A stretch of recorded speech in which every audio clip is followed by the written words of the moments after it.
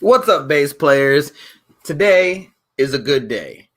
It's another time for your favorite show from Jesse TV.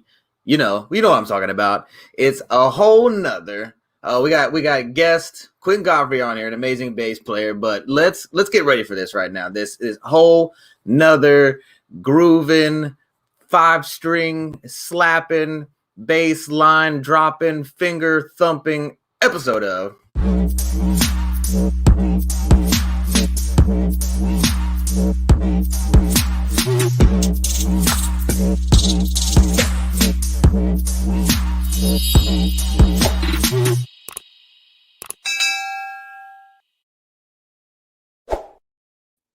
Thank you guys so much for joining and watching. As you can see in the room with me right now, it's Q, my man. Dude, this guy is a beast on bass. We end up in the same circles a lot.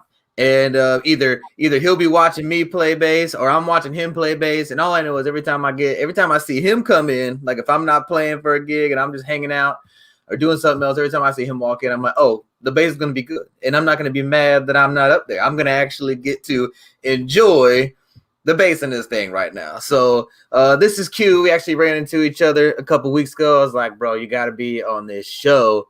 At the very least, to show off the Black Beauty, that beautiful bass that's kind of hiding behind you back there. We'll get to that. But Q, thanks for being on the show, bro.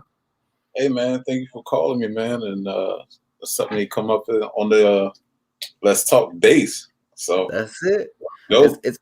It's too few and far between that bass players get to hang out and just talk shop. So, and I don't think we ever really have had a chance to really just hang out and just talk bass and hear your story, find out how you got into bass. All I know is, ladies and gentlemen watching the show right now, that this guy's a mean bass player, and he definitely commands and demands and drops some serious bass respect. So just start out with that right from the beginning. So at any point you're watching this show, if you like anything that's being shared, please hit the like button and share it. All that stuff, it helps the YouTube algorithms. We don't want to be famous. We just want to add value to the bass community. So Q, help me out, man. How did you end up picking up the bass anyway? Because there's a little bit of in my heart of hearts, it is tough living in a world that you exist in because you're so good, man. You make me like just feel like I need to get better every time I see you play. I'm like, I just move my hips. It's kind of like an Elvis or a Michael Jackson thing. It's all smoke and mirrors. I just make it look like I know what I'm doing. But Q, he sits down and he just runs the bass. And I got a clip for y'all in a little bit we're gonna play so you can hear it. But so Q, how did you get so cool on bass, man? What made you pick it up? Well, my first instrument was playing drums, actually. So I loved playing drums when I first started. And then when I got younger and kept playing, I was doing that. And I saw somebody was playing bass, which was my uncle. And I just felt like he was playing bass and was so smooth. And I had two uncles that played bass. And it driven me to like, hey, let me learn a new instrument. So I decided to work on it and find a bass and just keep on practicing until I felt like it was me. And then all of a sudden, man, I just kept on practicing. And as much as I practiced, I was just like, hey, I'm going to get it like that one day. There you go. So now I'm at the point, man, I just like, just keep on work hard and practice, man, as much as possible I can. Like, for real. Like, I really enjoy playing bass. Yeah. I try to be one of the smooth cats on bass, man. Just like, well, you made it. you made it, bro. You can slow down a little bit. Let the rest of us catch up some, okay? Yeah. Yeah. How old were you when you started? When you saw your uncle playing, you're like, yo, that's what I'm gonna do. How old were you? So, when I first started playing bass, actually was back in 2008. Wow. I was just picking it up, playing around with it. And I got my bass from one of my uncle's old bass. And I actually kept practicing his old bass and everything, just messing around with it. And the following year, I was graduating or whatever, and my dad had bought me a brand new bass. Got me a bass, and I'm playing with it and practicing. It was a 5-string bass, Ibanez. Come on, you preaching good now. Come on, the Ibanez, boy. I love that joint, but now I don't even have it anymore. I don't have my Ibanez's either. Yeah, yeah. I think my hearing is different now. Like I don't like hearing Ibanez no more. But my uncle still got them. But I love hearing them. But I just think when I first started playing, doing that, man, I enjoyed it, and especially with my Ibanez, it was kind of clean, and especially with the slap tone. Yeah. Especially on the picks. Oh, and then you know that switch that you change it to at the end, the Ibanez got. Yeah. So many times I was like, yeah, I'm about to slap and everything, get the bottom note in, all that stuff. Do you remember what model that you had? Was it a sound gear? Yeah. That's all good. I remember that. Yeah. Which model did you have? I played on an SR. Well, my first Ibanez, I got man, I was in high school. So that would have been what, 2001, 2002. They don't even make it anymore. It had this weird, the body was luthite. It wasn't even like, it's not even like solid wood. But it was, the neck was so smooth. I had a Fender Bronco, or it was a Squire Bronco bass. So super short scale, because I started when I was 12, and I'm still not a big guy. But when I was 12, I was tiny. I was just a little punk, man, just trying to figure out how to play. And the bass is so big. My youth pastor at the time was let me play on his Squire, like full size. And I was like, man, I can't even reach the F down here. I can't even I can't even hit it. So my dad took me to the music store on the Outer Banks in North Carolina.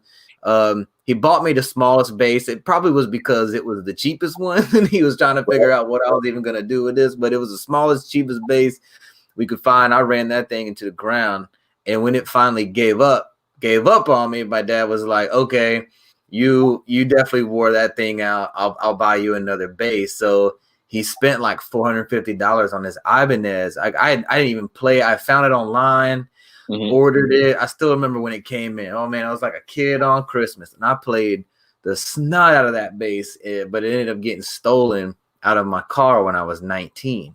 So I ended up with this. I bought this acoustic bass because at the time I was moving around a lot. I wasn't gigging at all, and I wanted to be able to just pick up the bass and just play. I just missed playing, so I ended up getting this acoustic electric, and I've had that thing for 12 years. The electronics, there's like a big hole on the side now because electronics like melted and fall apart and broke, so I just pulled all the guts out of it. But yeah, so my first Ibanez was that. I played on a buddy's SR, a 5-string SR, for probably like 8 months. It was actually in 2008. I started gigging again, and I didn't have a bass. I didn't quite have the money for one. And I went to my friend's house, and he had a 5-string SR mahogany body in the corner. I'm like, bro, you don't even play bass. What are you doing with this bass? He's like, oh, I'm trying to learn. I'm like, you don't learn on that. No. Like, you need to let me play that bass. I will work that thing. And I played. I was gigging at the time like 6 to 8 gigs a week at the church I was at. So I wore that thing. I even broke the B string on it. I didn't even know you could break a B string, but I broke the B string on that thing. I wore it out, and then I bought a BTB, which is the larger version. It's the 35-inch scale. It's heavy. You may have actually you may have seen me with it a few years ago. You did? Yeah, I had the all wood one. Yeah. I had that one. Those ones are pretty. Mine was the translucent gray. So it was that all gloss, like dark one. I think it came out just after that wood one. I think that wood tone was the first one they had. Then they had translucent gray, and then I think they stopped selling translucent gray. But one found its way into our Guitar Center, and I saw it. I played it. I think a week later I was in there buying that thing, and it was $850. I was like, I have to have that bass. Bartolini pickups, that low B with the mahogany body and neck through was just, it was something else, man. It was a low end like I had never heard. Now, but like you were saying, your ear changes over time. And I found that I really wanted a more natural kind of cut through, kind of a natural grit. And so it's funny now, we both, of course, I have a custom Halo, but with your Fender, we're essentially running very similar setup with jazz pickups, maple neck, like getting that same. Yours is probably with alder or an ash body, mine's swamp ash, so it's still very similar in the natural tone that it creates. Right. And but Ibanez's, man, they're great Swiss Army knives, man. I did heavy metal gigs with that bass. I did like pop gigs with that bass. I played church with that bass. Like, you can make that thing sound like whatever you want it to sound like.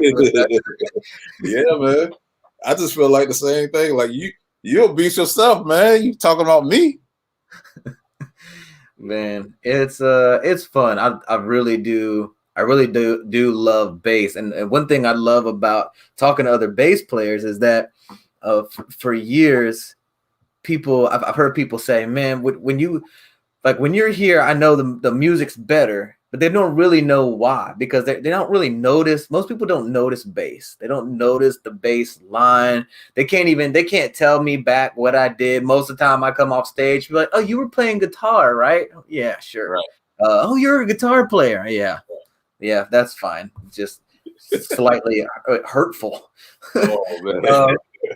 But when bass is good, people notice. They just know it's better. They're like, I don't know what it is. It's just better. But when a bass player can keep it in the pocket and line up, because we're synced in with the drums and we're on track with the chords, then we kind of blend in, but we enhance everything. We're kind of like good seasoning. You got a good steak, but you get some seasoning on that thing. You be like, man, I just had stuff. Like, steak is good by itself, but this seasoning on here, this is something different.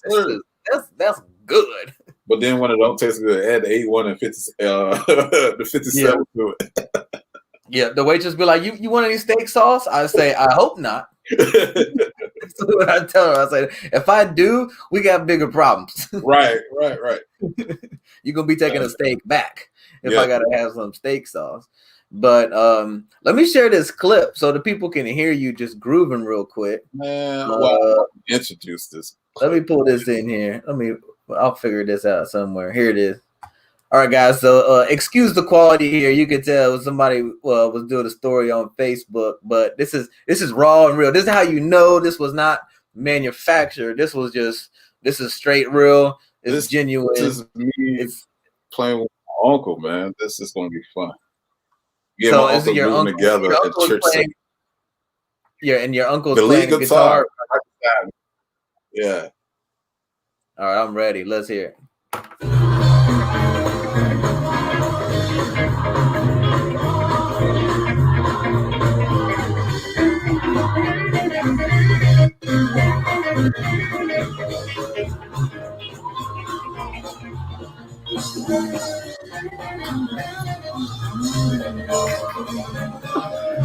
Yo, you got me running on this track right now. That is so good, bro. Like, and that's how you know somebody be practicing, because it sounds simple, but the consistency and the endurance. And we just played a small section. That's a 4-minute clip, guys. 4 minutes. Right. 4 minutes. And you didn't get to the good part. But Q, talk to the people. Tell the bass players how important it is to work and develop on technique and those little things, so that in these moments when the bass really does get to shine, that you can come through with it and make it that solid like that. What are bass players looking at as far as commitment and all that to be able to get on a level like this? Well, I can tell you honestly, my technique is looking at the crowd. That's one thing. Who you just trying to figure out who is out in the audience and who you playing for. We already know who I'm playing for. Most definitely is God. Most definitely. But at the end of the day, it's like, if I'm playing to show people who I am and playing, that God is using me at the same time, I'm just gonna play, do what I got to do, man. And the next piece is who I'm playing with. Right. You know, it don't make sense to me just playing good and everybody else is not playing good. So I'm like, I got to make fun out of it. So I'm gonna just do a good groove and everything and work it out. If I got a solid drummer, oh, we about to have some fun. Yeah, that's the money maker, but also the thing breaker sometimes. You be like, yo, this drummer I'm dragging this guy. Just sometimes I had a drummer, man, and he would drag. I'd be like, bro, like, help me. I like this. Give me something. Like right. Yeah, I said, man, we gotta be a tag team. We gotta work this together. So I just think when I play, I think in different levels, in different atmospheres, you have to know how to play. When you already know, like if you having like a 3-piece band or a 5-piece band or a whole orchestra or whatever, then you should know your lane. You know, and like being a bass player, you got to know your lane. It's not like you just gotta just play here and then get your little shine on because hey, you playing with a band that really don't know how to play. Yeah, but you got a band that everybody know their part and know their lane. Hey, you gonna have some fun. Yeah, but especially when you got chemistry with each other, that's the most. Yeah, that's a big difference. What avenues right now are you playing bass in? How are you getting around playing bass right now? I know with the pandemic, a lot of events and things like that have shut down. So a lot of people have moved to bedroom or living room bass sessions. But how are you getting around? What are you doing these days? How can people find you or catch you playing bass? How can they catch you? Well, actually, I play at a church, Shekinah Kingdom Church out in Chesapeake. So we perform and pre-record and do services and show the services on Sundays at 10 o'clock. So that's the most time you'll probably see me up there. Even sometimes I probably come home and just practice sometimes and do it. And if somebody send me some music, then hey, I need you to play bass on this, da da da. Oh, okay, cool. Set up, do the track, send it off, and I'm good. That's cool. Yeah, but I do record myself sometimes when I just feel like I want to do so, and then I just go ahead and send it. Or I just keep it in my files, man. I don't even like posting all that stuff, man. I did start posting, but I'm gonna do it though.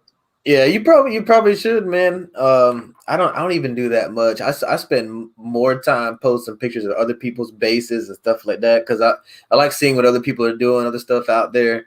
I do like doing ambient bass stuff for myself, but I have yet to do. Well, it's been a long time. I want to try and do some like live ambient bass sessions, just because that's different. You know, something different than what most people do. But what in your history playing bass? So you started out just like jamming with your uncles. You said 2008. What is your journey been like as a player, growing? You know, getting either getting gigs or the ability to record in the studio or things like that, or playing in church. What avenues along the way have you been able to just have the privilege to play bass in? Oh man, I've been playing for local artists like around the area and everything, and it was about me trying to get my name out there.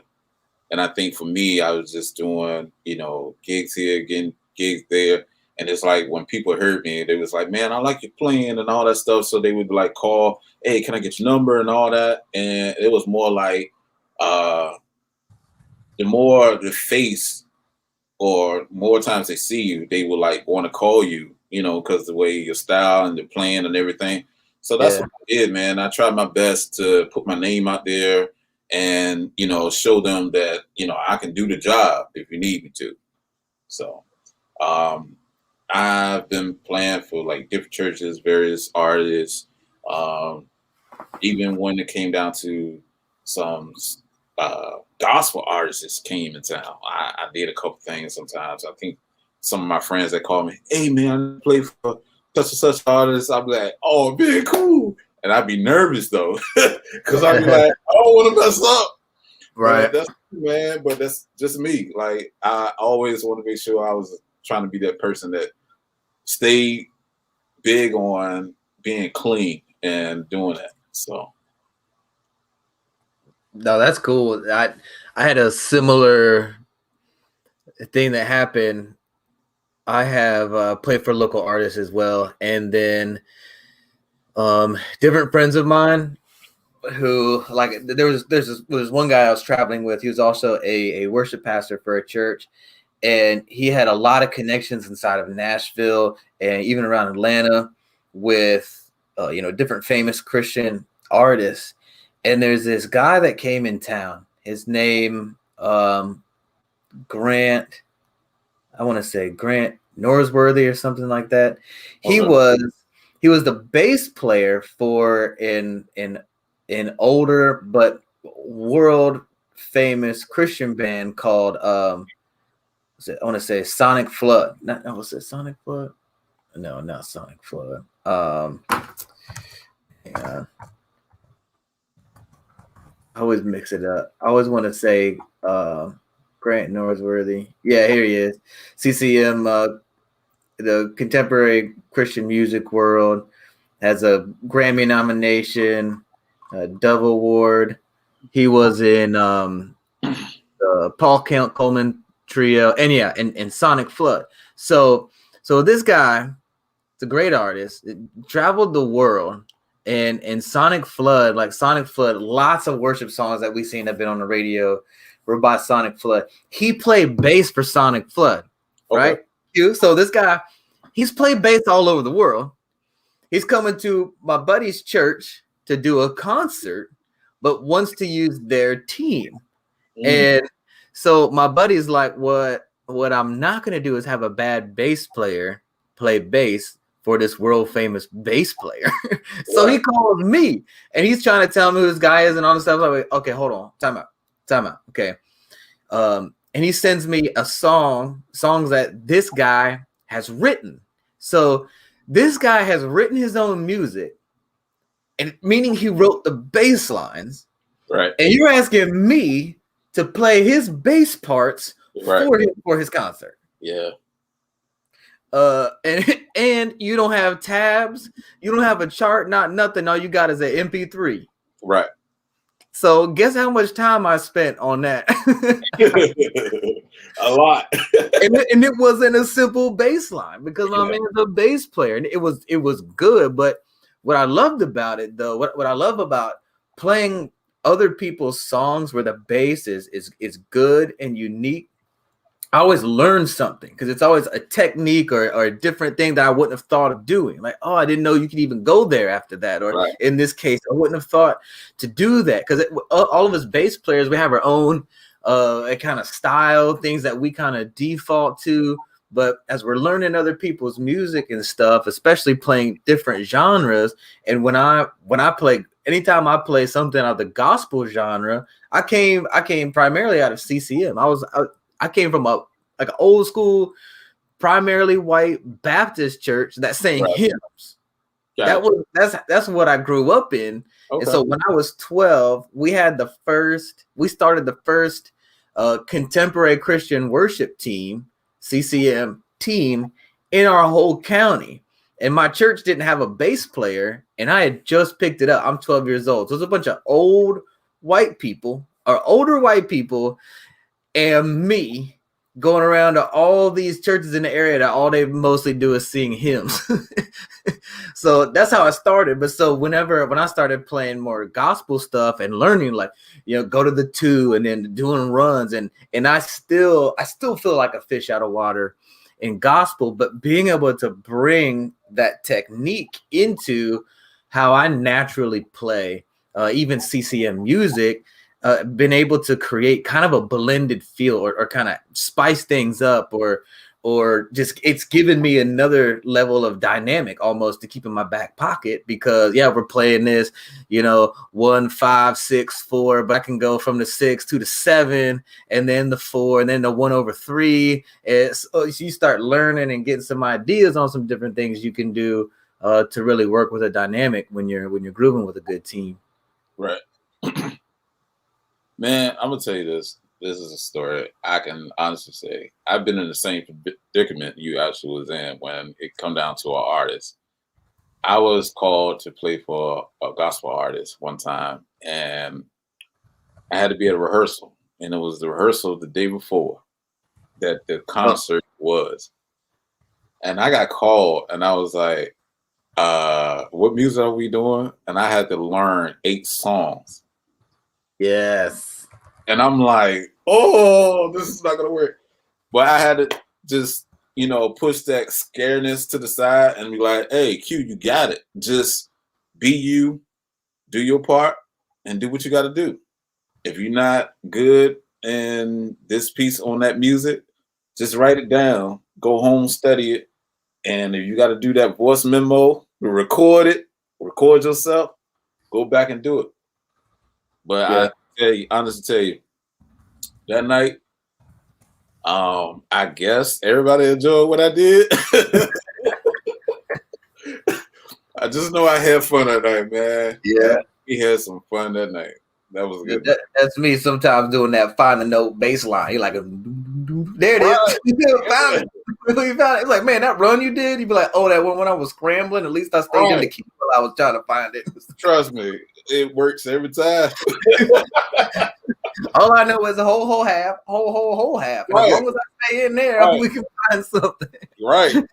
You can work. I had. You can't cover up too much.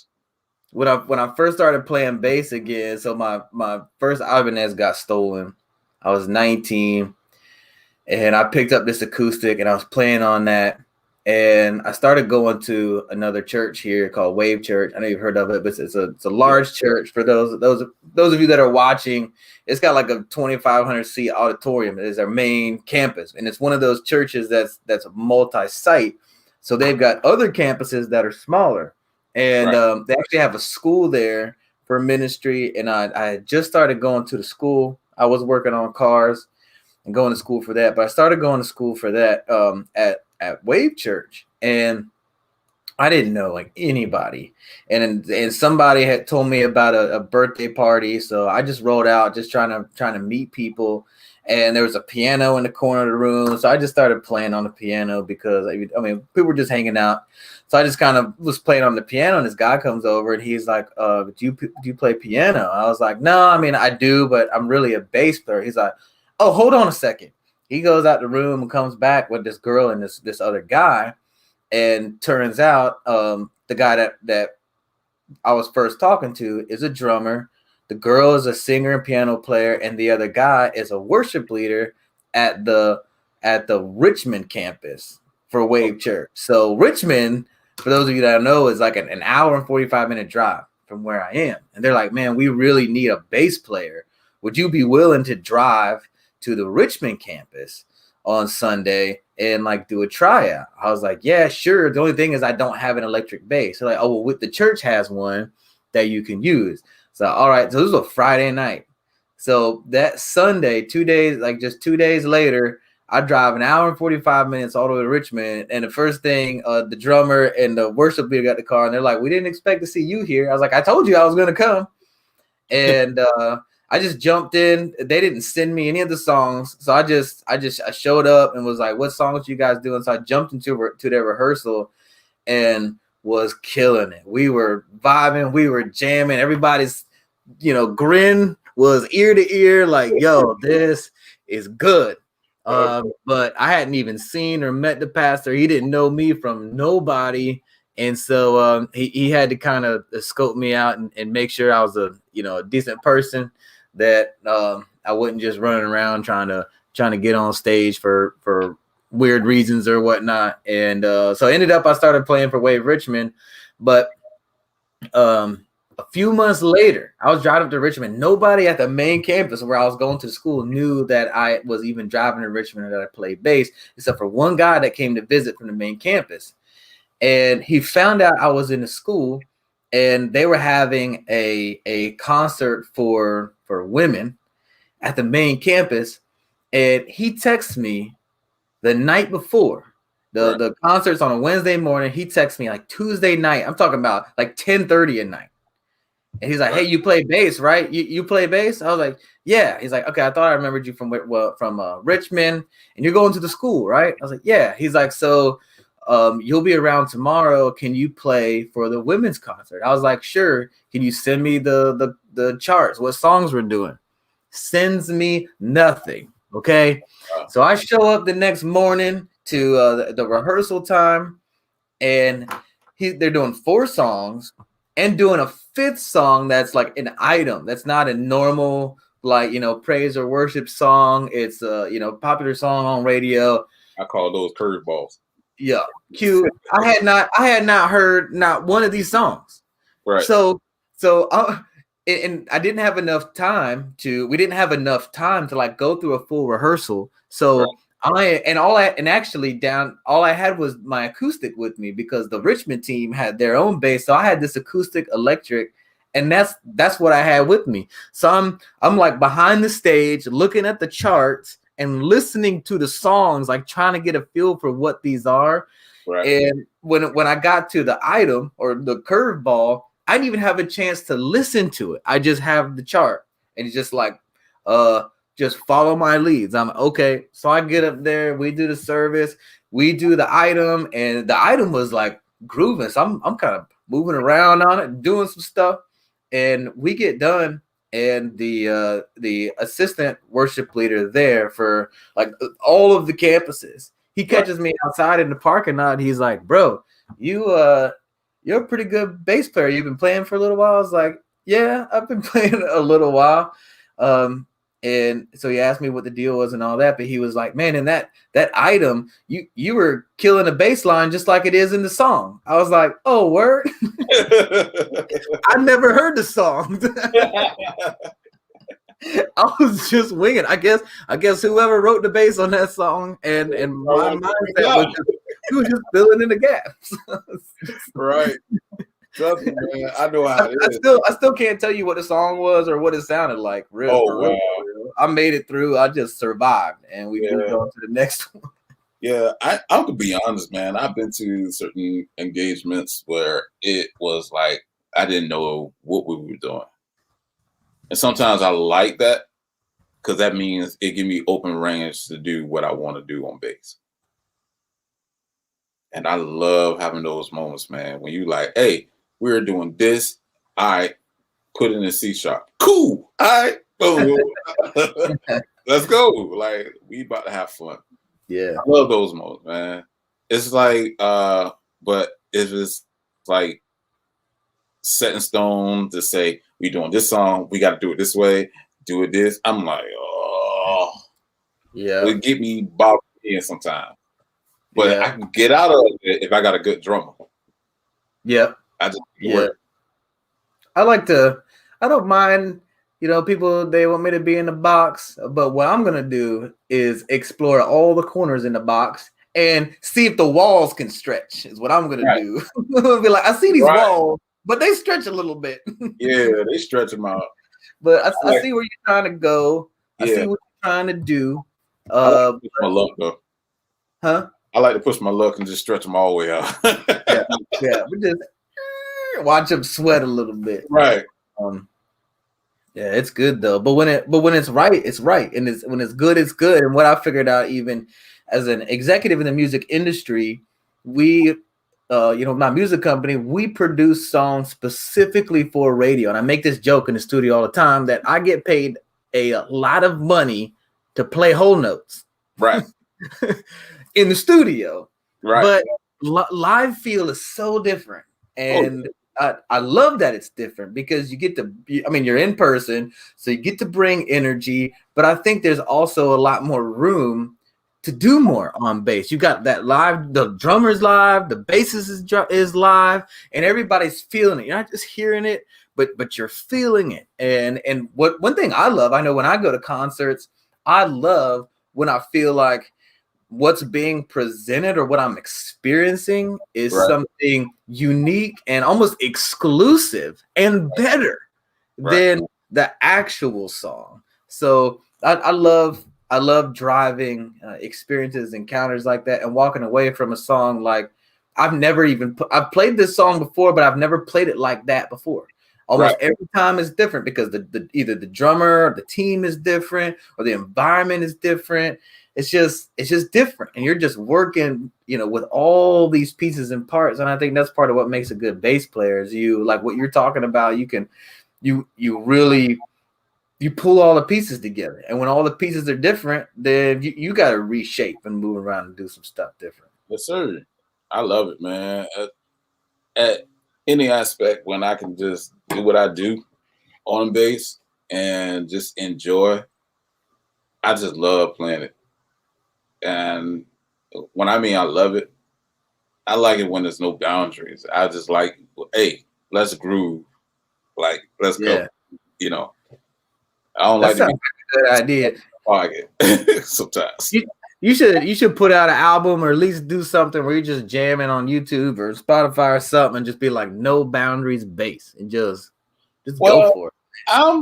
I've been thinking about doing something like that, man. I really been thinking about doing that.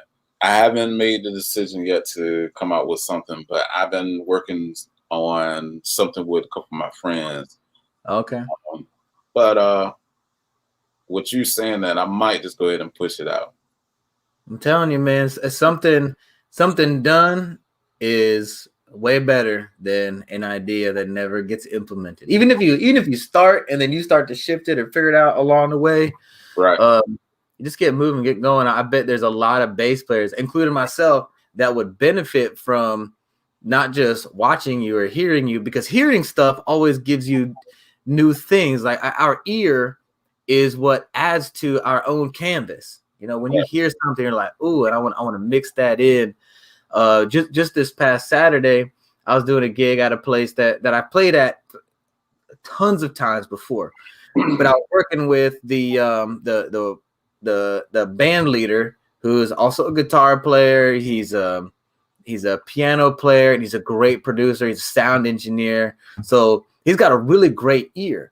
And I show up, and it's kind of one of those evolving or rotating team kind of deals.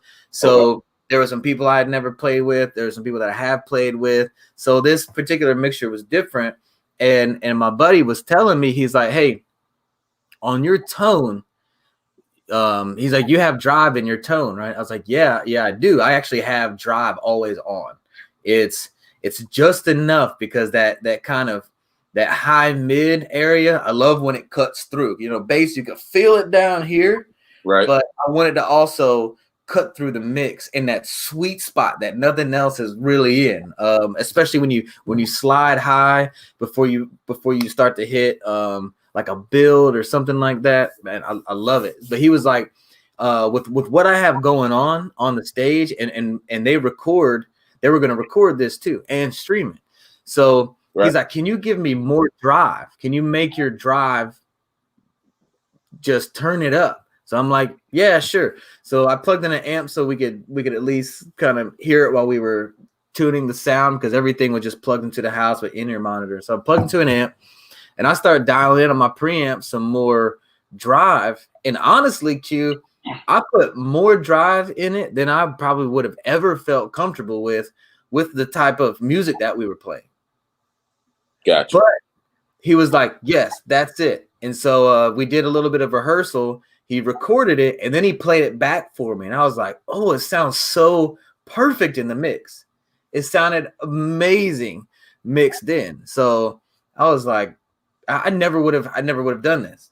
But hearing something new, it gave me something else in my back pocket. And I told him, I was like, "You know what, bro? You may have just convinced me I'm not gonna have this much drive on everywhere I go, but I think I added more drive in my always on tone than I had before, just because of the way it sounded." I'm like, "This is new. I've been playing bass over 20 years, and I'm still changing things up, doing different stuff Yeah. based on how stuff sounds.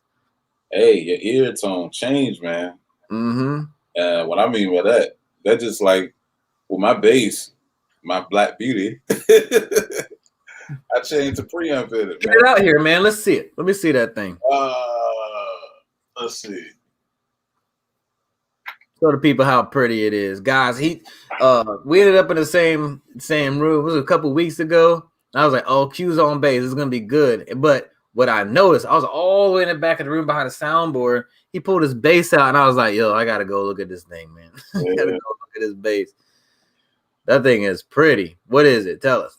So this is my Fender Jazz bass. It's a modern player, and it's very rare. They don't make all these all the time. So basically, it's like a seasonal bass. So these are like the Music Man humbuckers. Right. Yes.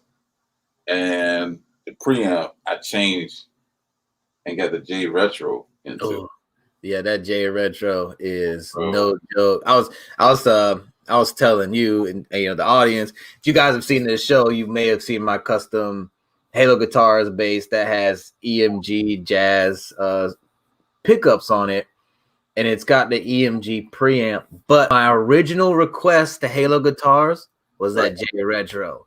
I was like, guys, if you can figure out this J Retro, I will. It's not even an option on their website, but I shot them an email. I'm like, guys, if you can figure out how to put a J Retro in this bass, I will pay all the money. All the money. Turns out they couldn't get it going. So I'm super jealous of that J Retro. Oh man, I'm sorry to hear that. But yeah, man, it changed my whole tone for real. I like hearing it, and it sounds clean when I'm doing like studio work. Mm-hmm. It is so clean, man. Sometimes I feel like, hey, it don't sound clean enough to me, but when I listen to playback, it's so crisp, man. Yeah, no, it sounds good. Even when you guys played and we recorded live a couple weeks ago, I put those videos together, so I hear the mix. I'm like, man, this bass is good. It sounds good. It sounds good. Yeah. Yep. This is like my favorite baby. I play this the majority of the time. But I love when, and this is what I encourage other bass players in. I had a Q&A. That I did a few weeks back, and I was just advising other bass players that the best bass is the one that you love the sound of, that you love to play. It don't matter what somebody else has. It's that one that when you have you have this sound in your head, and all my pedals and everything that I have put together in all of my gear has been trying to satisfy the itch or to match whatever it is I'm hearing in my head. You know what I mean? So it's beautiful when that comes together. But we actually have a young gentleman named Travis Godfrey leaving a comment here. He's got a good question for you. Do you know Travis?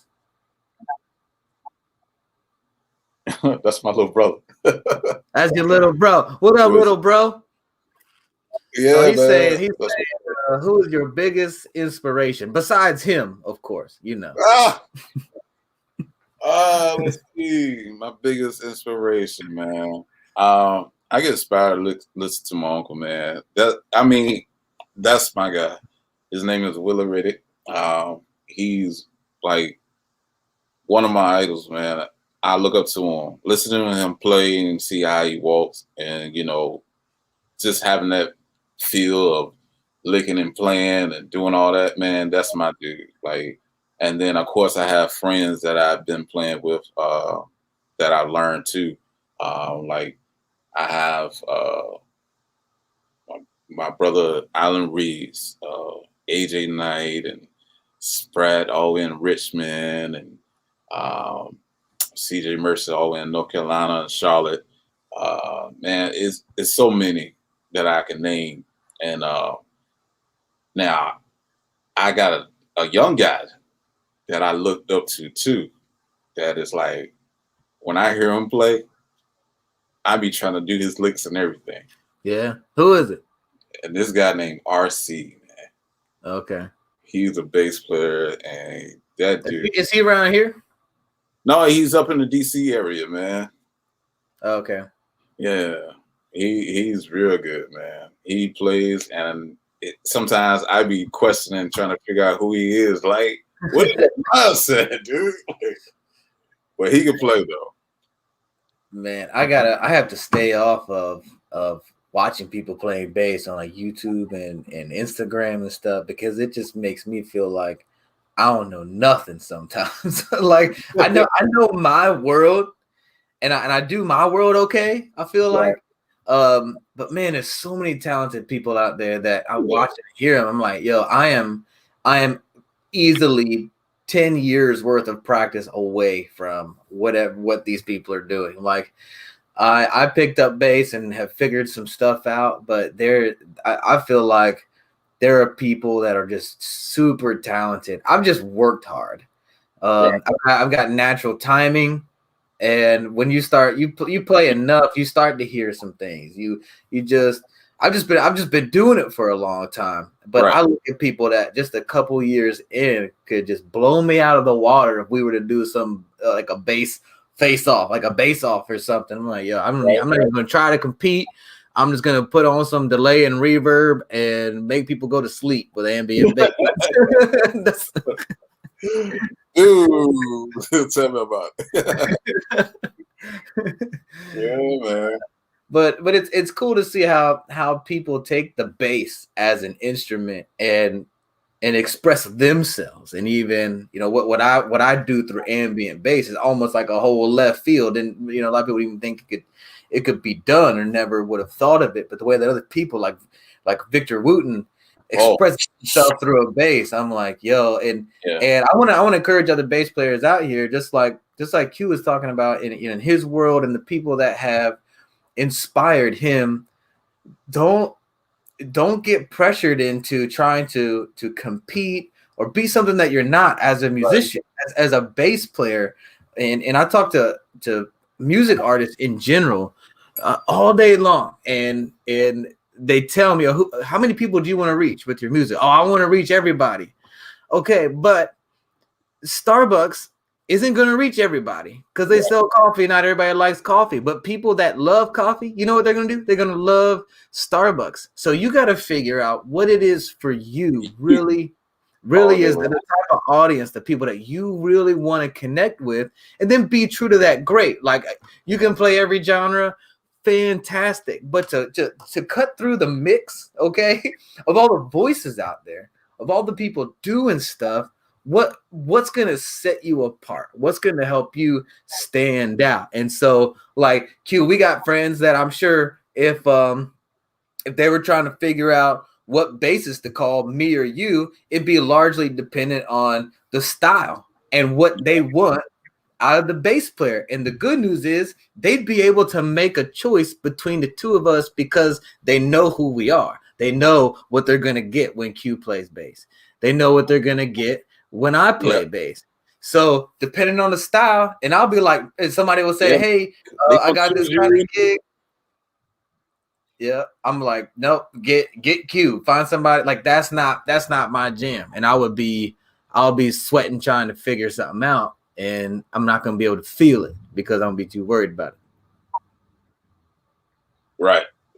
Well, I know for sure, man, when I see you play, man, you're like, I think the first time I saw you play, this is God honest truth, man.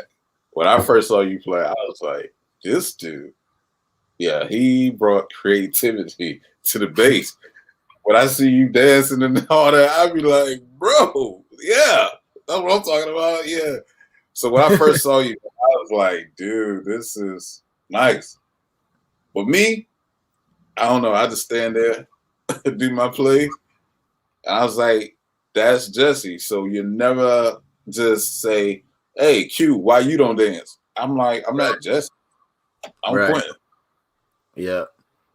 No, so, you're just solid and smooth, bro. I'm like, dude, I wish I could do I wish I could play runs and stuff like yeah. Like I need to pick your brain. Like hand me some of the bass lines or things you default to, so I can put them in my toolbox. So I have some ideas because man, I just grew up a punk kid, man. I was listening to Blink-182 and Red Hot Chili Peppers and all that. I was playing for my church, but I was also just trying to play all the rock music on the radio. And so that's why my bass hangs low because that was cool. Little did I know that was poor technique. Oh man! But I grew up and I grew into it. So even that style of play, so I can't sit down and play Q honestly because it changes the whole angle of your wrist. So it changes what part of your forearm it works, and I'll get a cramp. I'll start dying if I sit down for too long. So I have to stand up and have my arms stretched out. And I broke this pinky when I was 14. And so when I'm working the neck, I almost never use my pinky because it broke clean here. It was like hanging to the side, and I snapped it back in place. And 2 weeks later, I was like, Dad, my finger hurts. He's like, what happened? I was like, well, I broke it. So he took me to the doctor, and they got an x-ray, and they're like, it's really close to actually being in the right place. So we would have to re-break it and try to reset it, but they're like, odds of us getting it any closer than it already is very low. So this left pinky, it's a little weak, and so I can't use that. So as a kid with small hands, I had to figure out how to make my ring finger stretch. So mind you, I'm growing up, I'm hitting puberty, my voice is dropping, all the stuff while I'm playing bass without using my pinky. And so to this day, you can see just the stretch. So here's my right hand between my first finger and then third finger. Now watch when I compare it to my left hand. Oh, that's the difference. Right here. So it's almost a whole inch between these two fingers that it'll stretch because I just was playing stretching my hands. So there's a lot that I get away with because it's just how I've always done it. As I was growing, that I would not advise anyone to do. Like, please sit down, learn technique, use your pinky, right? Don't break it and then not use it. Man, I didn't know your hands stretched that bad. Man, I didn't know. Like, oh man, I think the biggest I think the worst time I had to stretch when I had to play I don't like 6 strings, but no, I don't want to work around all that. I don't. Yeah, I played a 6-string one time before. I was like, nah, this is not me. So I couldn't do a 4. I did 4s for a while, but when I kept playing it and started working with the 5, I was like, nah, I can't go back to it. You don't go back after you get a 5 string. Yeah, man. You just don't. So I was like, 5-string comfortable for me. Yeah, because you got the one on the top, so your hand doesn't have to stretch around it. You can just reach up to it when you want it. Right. Yeah, I enjoy playing the 5 now, man, because that's all I play with. So all Fender 5s. I tell you what, though, my new bass, that fan fret, this 36-inch scale, doing a stretching 4 frets down at the end near the headstock is very difficult. It's so wide, with this stretch, not being able to use my pinky. If I'm playing ambient bass, what I'll do is say the key is D. I'll hold a higher D, higher octave D, so like the 8. I'll hold the 8 and say let's say the progression is 4, 5, 6, 1 over 3. I'll be pressing 4 and 8, then 5 and 8, then 6 and 8, and then I'll do 3 and 8. So when I try to do that 3 and 8, it's 4 frets and a string down, and it's like if I don't get it just right, I'll get fret buzz. So lately I've been doing just the 3 by itself without the 8, and then going back to the dual notes. Like it's pushing me. It's really stretching me. If you want to put it that. Yeah.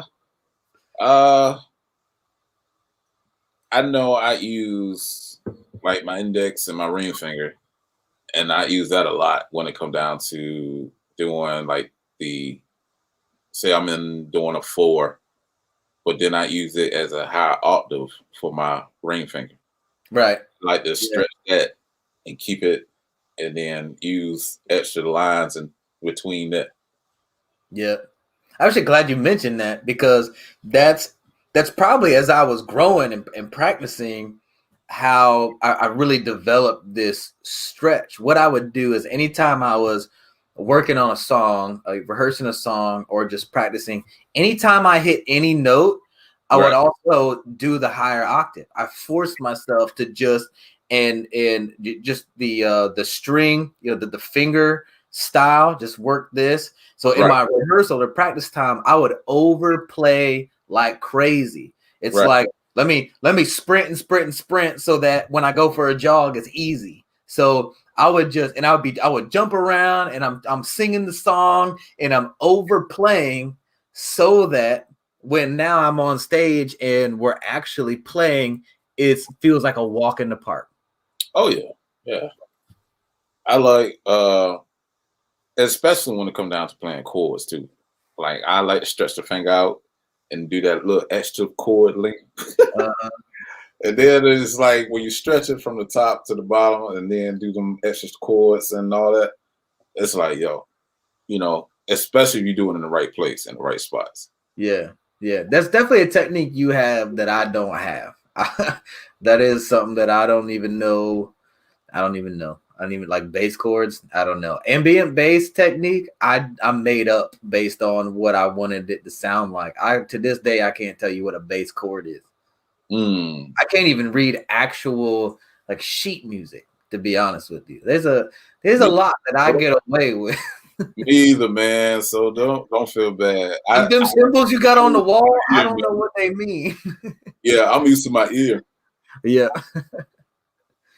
Bro, if you could play bass any kind of way, like dream, fantasy, on tour or with a certain band or a certain person or style, or what would it be? Are you saying play a bass? What kind of bass? Or are you talking about No, in ways that you would be playing it. So whether being on tour, running around like in your own band, or as a contract bass player, just get invited to go places. What's your ideal like win or success in bass? What's your dream? What do you feel like you want to work up to? I know I had a dream of mine, just having like a band and just going to be like do the award shows. Mm-hmm. And like the gospel celebration, the Super Bowls, the BET Awards, and all that stuff.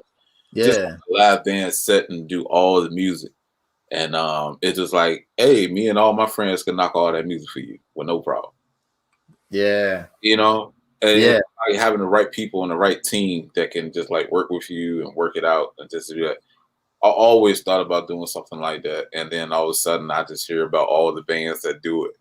Now I'm just like, dude. Yeah.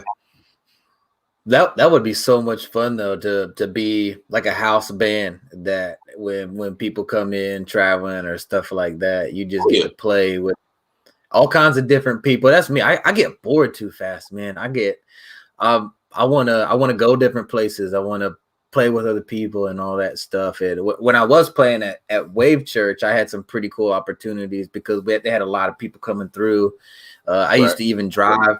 I used to drive the short bus that they had, which was the nicest one, to the airport and pick up bands that would come in for concerts. So just getting to hang out with those people and talk to them, see their setups, and just be like a tech on stage for them and all that. That was a lot of fun. That would be dope though, man. That would be cool. That would really stretch you as a bass player too. It's not you got an album and now you're on tour, you're just playing all the same songs every night. You're constantly learning and adapting and meeting new people. That actually sounds like I might have to steal your dream, bro. Let's go.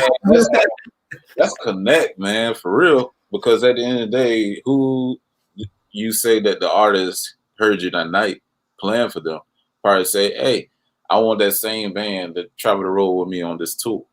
Yeah. So yeah, that's true. And if you're versatile, you're adaptable, you're quick on your feet, and talked about this, I think it was a week or two ago on the show, just being a good servant too. Right. Helping out all the other people in the band and the singer and figuring out what other people need, and being confident and strong, but humble and willing to just do a whole note if that's what it needs. But when somebody says, all right, give it to me, like crush it, be like, right, okay, just remember you asked for this. Right. No bomb. Tell the drummer to give me something good. Right. Man, trust me. I done had that happen too. Drummers, hey, give me some. All right, here we go. That's the funnest. My buddy Calvin Parker, he was in drumline when he was in high school. He ended up coming to the church I was at when I was growing up, and we would go up to the church on Saturdays after like just running around at the beach or whatever. And he had like a full rack, just an amazing drum kit. And I would just tell him like, yo, Calvin, drop a beat. And he was nasty. I mean, I'm talking about double kick. It's just super technical. And he would start on a groove, and it would just inspire me, man. We would just jam and jam and jam. Hours we would play, just vibing off each other. And I love a good drummer. I'm like, man, it almost controls everything. You're gonna push me to do stuff I probably have never done, because you hear different things with different drummers. But before we go, we've been talking over an hour. This has been a lot of fun, guys. Thank you for tuning in. Bass players, don't forget to like and share this video. Let Q know how much you appreciate him. Also, there's a couple links in the description. You can connect with him on Instagram and Facebook. You definitely want to be his friend and be in the loop whenever he does start putting some stuff out there, so that you'll know when it's coming. I'll put out some stuff. There you go. There it is. He's promising. So y'all follow now, so you can be one of the first ones. You don't become one of those. You can be a true fan, not one of those people that come in later once Q's like the man and he's big and popular, and of course everybody loves him. Q, do you have any other tips or any other things you want to share with the people? Nah, man. Let's just play bass and have fun. That's how I like. All right. Well, on that note, then, since you don't want to say nothing, I'm gonna let the people hear you play some stuff again. I want to go back to this clip, man. It was just so good. Let's do this for a minute.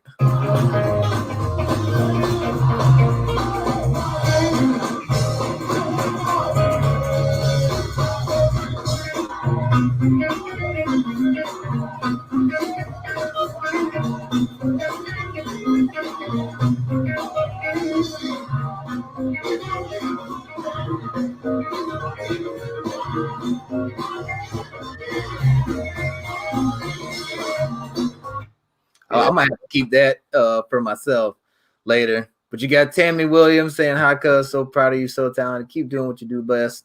Thanks, Tammy, for tuning into the show. Thanks for showing some love to your cousin. And guys, y'all know what the deal is. Bass players, thank you for watching Let's Talk Bass. And I just have one request to ask of you. It's the same every week, but it goes a little bit something like this. Slap that like button like Victor Wooten slaps some bass.